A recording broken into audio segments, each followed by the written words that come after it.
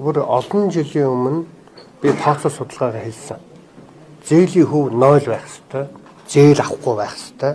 Яагаад гэвэл тэд экскаватор, инженер одоо хөрөнгө оруулалт гэж дээ луурда зур одоо ингээд зээлээр үйлчилж байгаа бол бид өнөөдөр газар дор байгаа зэс алтны нөөцөөрөө бид хөрөнгө оруулж байгаа. Ингээд энэ чинь хоёр талаасаа 50-50 орж байгаа.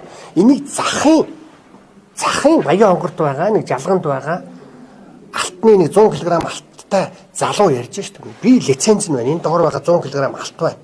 А тэр одоо гадны хүн хятад байна, орос байна, англи байна.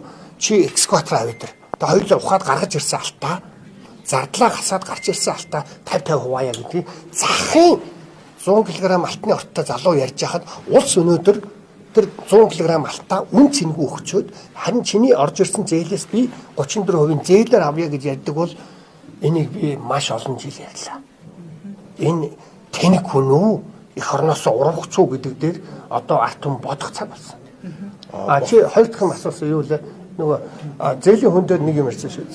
Зээлийн хүүгээс гадна хамгийн чухал юм бол энэ оюутлогоо дээр хамгийн гол ярих юм бол бид ямар ч хяналтгүй.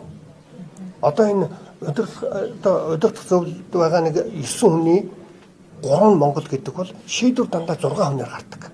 Тэр 3 хүн бол зүгээр улс төрийн амралтанд очиж гавьяаныхаа амралтыг аваад сая доллар авч байгаа гэсэн үг. Өнөөдөр бид хяналтаа тавих хэрэгтэй. Энэ би олон зүйл ярих хэрэгтэй л дээ. Энэ би зүгээр асуусан асуултанд хариуллаа шүү.